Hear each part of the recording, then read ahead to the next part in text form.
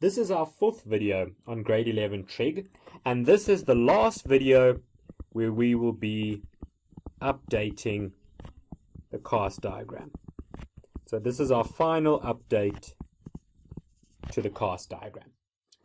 Our updates so far have dealt with reductions and co-functions.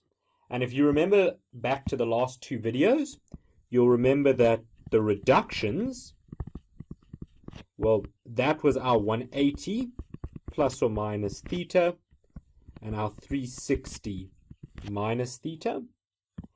And our co-functions, or also called our co-ratios, that made use of the vertical axis, the y-axis, and that dealt with our 90 plus or minus theta.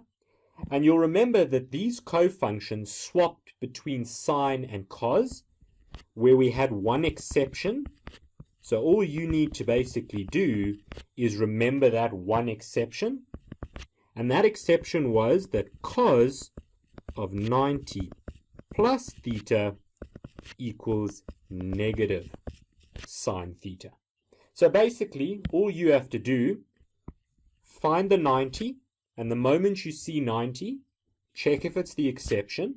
And if it's not the exception, you know that you just have to swap sine with cos, or if you're given cos, you'll swap it with sine.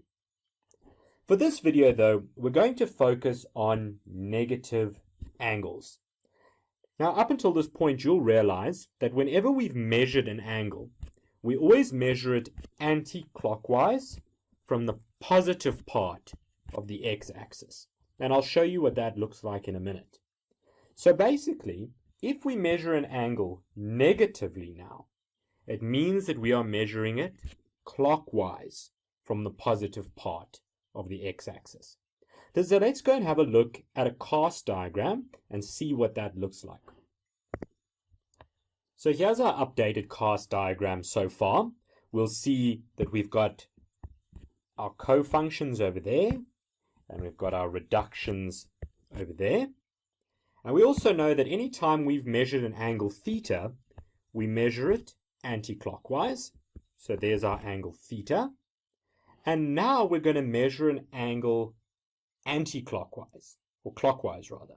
So if we do that, do you see how the angle will actually move down into this quadrant over here, into quadrant number 4. So there's our negative theta over there. And what that basically tells us is that whenever we have a ratio with negative theta in it, it will be in quadrant 4. And the fact that it's in quadrant 4 means that basically only cos will be positive with a negative angle. So in other words, if I gave you sine of negative theta, you know that this angle here, negative theta, sits in quadrant number 4. So that's where sine is negative. So it would be negative sine, drop the negative in front of the theta, and we are left with theta. Then we could do the same with cos, except we know that cos of negative theta sits also in quadrant 4, but in quadrant 4, cos is positive. So our answer would be positive cos, drop the negative, theta. Likewise for tan of negative theta, we know this sits in quadrant number 4 as well, and so it would be negative tan, drop the negative, theta. So do you basically see how we are taking the negative from the inside and then moving it outside depending on which ratio is positive in that fourth quadrant. So now that we know that, this over here is your final version of the cast diagram. When you get into an exam, the first thing that you're going to do on the pages where you have questions on trig is just roughly sketch out this cast diagram. Maybe write out your exception for your cofunctions, sketch in your reductions, and write in your negative angles. So now that we know that, let's go have a look at a mixed example where all of this comes together. So in this example here, we need to simplify the expression given. So before we begin, let's work through my thought process. What I always like to do is to ask myself how many terms are in the numerator and the denominator. And in this case, you'll see that we have one term in the numerator and one term in the denominator. If we've only got one term, it means that we can cancel. If we've got more than one term in either the numerator or the denominator, or in both, we can't cancel, because you can never cancel across a positive or a negative. So just bear that in mind. Whenever you're dealing with these questions, count the number of terms first so that you don't make silly mistakes by cancelling out things when you can't cancel them. So what we're going to do here is, I hope you can see that we've got a negative angle over here and over here in blue. We've got a reduction over here, here, here, and here. And in this particular case, do you see that we actually don't have any cofunctions? If we had a cofunction, you know how to work with those up until this point. So let's go ahead and answer this question then. The first bit, we've got sine of negative theta. We know that negative theta is in this quadrant over here, where cos is positive. So if cos is positive, sine will be negative. So we will get negative sine theta, and put a bracket around it, times by tan of 180 plus theta. Well, we know that 180 plus theta, that's in this quadrant over here. Let me just write that a little bit neater. That is in this quadrant over here, quadrant number 3. So if that's the case, we know that tan is positive over there. So we can just write it out as tan, drop the reduction, theta, times by cos of 180 minus theta. Well, we know that 180 minus theta is in sine's quadrant, where cos would be negative. So we write the negative in front, we keep the ratio, we drop the reduction, and we get minus cos theta. There's our numerator done. Now we know that our denominator, we have sine of 180 minus theta. So sine of 180 minus theta is going to be again in quadrant 2, where sine is positive. So we can write it out as sine. We drop the reduction. We write the angle, which is theta.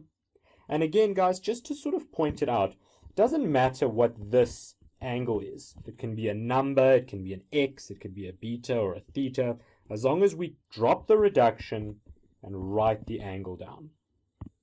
Then we get tan of 360 minus theta. That would be in quadrant number 4. We know in quadrant number 4 only cos is positive, so it would be negative.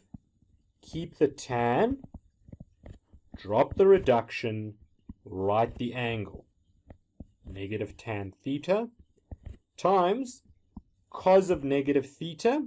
We know that the angle in this case is negative theta. And if we go and look over here, we'll see there's negative theta in quadrant number 4. In quadrant number 4, cos is positive.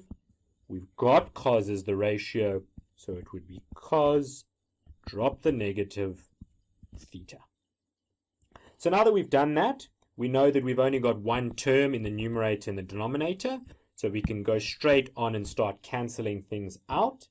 So by doing that, you should see that the sine will cancel with the sine, that negative and that negative will cancel.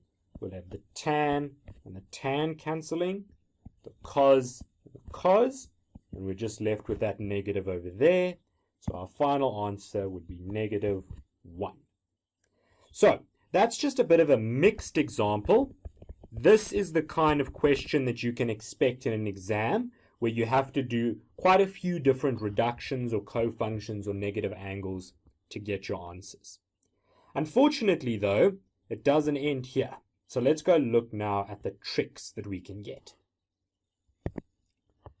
So unfortunately for you guys, when you write exams, it will never be as straightforward as the questions I've done with you up until this point. Instead, they're going to try and trick you. And so you need to be able to think to yourself, how can I deal with these tricks? And to do that, we're going to look at a few different examples. So the first type of example would be something like this, where we have cos of 720 minus theta. Now, you've never seen something as big as 720 before. So how exactly can we deal with that?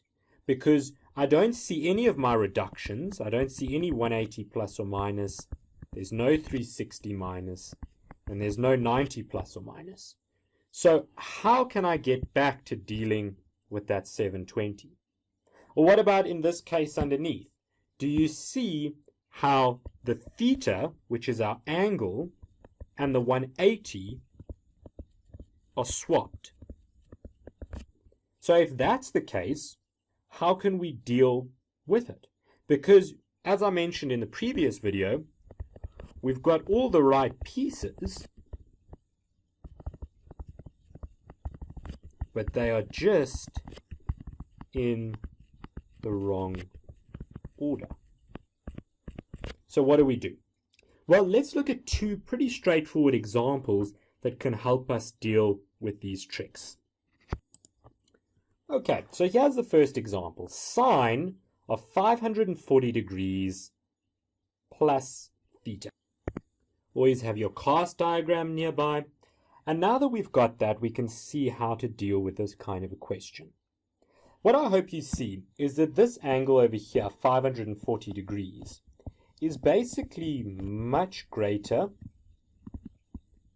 than 360 degrees. So basically what that means for us is that we've got an angle, and watch the blue over here, we've got an angle that starts there, and it moves all the way around back to there.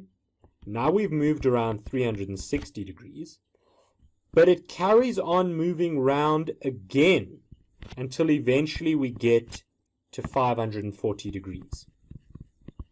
So basically, it's almost like a full revolution and then some more. And because of that fact, we know that we could actually completely disregard that first revolution because it doesn't matter. If we start at a point and we move round, all the way around, like that, and then round some more, all we can do is remove that first revolution, and then we'll have an angle working from scratch.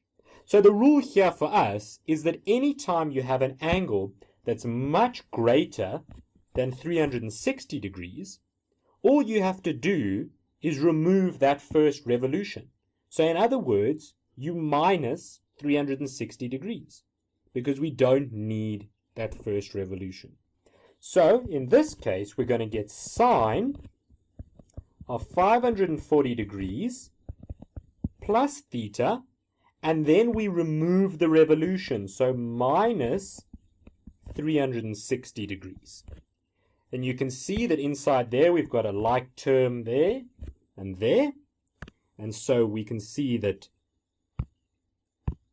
540 degrees minus 360 gives us 180.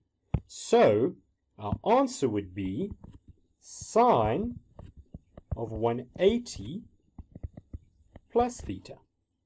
And now if we go and look across at our cast diagram, you'll see that 180 plus theta is in fact a reduction in the tan quadrant, where sine would be negative. So we write it out. There's our negative, sine, drop the reduction, bring the angle down, negative sine of theta. Let's have a look at another example. So looking at these two examples now, again, I've started off by making sure that my cast diagram is drawn in. And in this diagram over here, or this question over here, you'll see that my angle and my reduction are the wrong way around. Now, this particular example is actually quite interesting, and that is because it sort of looks like this.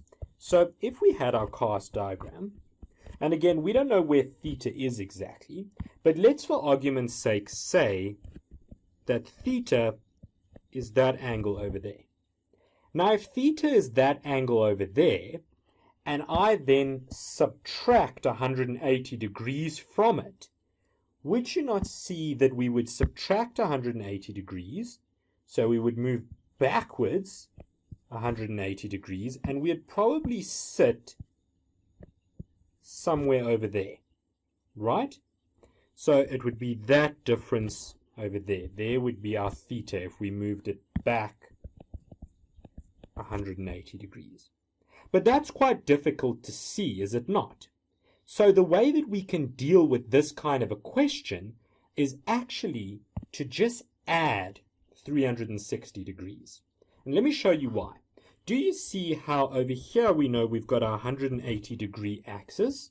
And so if I wanted to get from this point to this point using a reduction, I would say 180 plus theta, right? And how do I get 180 plus theta over here? Well, all I have to do is add 360 degrees. And you can go and prove it to yourself, but the rule that you need to be taking forward from here on out is that whenever we are written the angle and the reduction the wrong way around, we add 360. So that looks like this, where I've got tan of theta minus 180, and then I add 360 to it. And when I do that, you'll see that we get tan of theta plus, well, minus 180 plus 360 is plus 180. They still look like they're written the wrong way around, but remember, if there's a plus in the middle, the order doesn't matter. So it can be written as tan of 180 plus theta, and if we take that up to our cast diagram, it's in tan's quadrant, where tan would be positive, so it would be positive tan of theta. If you guys want an extra one to practice for yourself, go and try cos of theta minus 180 and see what you get for that one over there. Let's look at this second example though, because this one's a little bit more tricky. We're given tan of negative theta minus 720. Now do you see that the angle itself, that theta in front, is negative? And the way that we deal with that is we factorize out a negative. So whenever you see a negative angle like that, we factorize out that negative. And that method would in fact work for this question as well. So maybe you can go and try it yourself. But for me personally, I like to add the 360. But you can factorize out a negative as well and treat it like a negative angle. So for this question here, we're going to get tan. We factorize out that negative. So I like to use square brackets. It's up to you though. I factorize out a negative from here and over here. So there's my negative. If I pull out a negative from this first term, I'm simply left with theta. And if I pull out a negative from the second term, I'm left with plus 720. I also know that this negative in front over here, that is basically a negative angle. Negative angles are in the cos quadrant. So to get rid of this negative in front, I know it's in the cos quadrant, so I can write this out as negative tan. My whole angle is still this piece over here, so I could write that as 720 plus theta, because again, that plus means the order doesn't matter. But the problem with this is, again, we've got 720 plus theta. But what did I say in the previous example? I said any number bigger than 360, we simply minus 360. So let's do that. So it's going to be minus tan of 720 plus theta minus 360. And when we group the like terms, it will give us negative tan of 360 plus theta, because 720 minus 360 gives us 360. Now ask yourself the question, if I've got a cast diagram and I measure from here all the way around, I know that that is 360 degrees. So there's my 360. And then if I add a theta onto it, so I add this theta onto it, we get back to that point, and I add my theta. So do you see how basically this is a revolution plus theta, which lands us back in quadrant number 1. And in quadrant number 1, we know that all the ratios are positive, all of them. So our final answer will be negative tan from that negative there, and the tan over there. Drop that 360 because it's simply a revolution, tan of theta. So those are the tricks that you can run into. I hope you've sort of summarized them for yourself.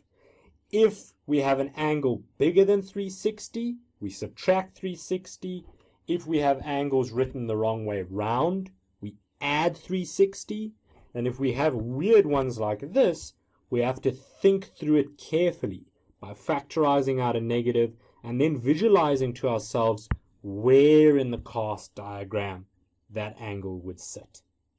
So all the best with the rest of the studying. In the next video, we're going to start looking at a lot more grouped examples where we bring everything together and we also deal with numerical type of questions.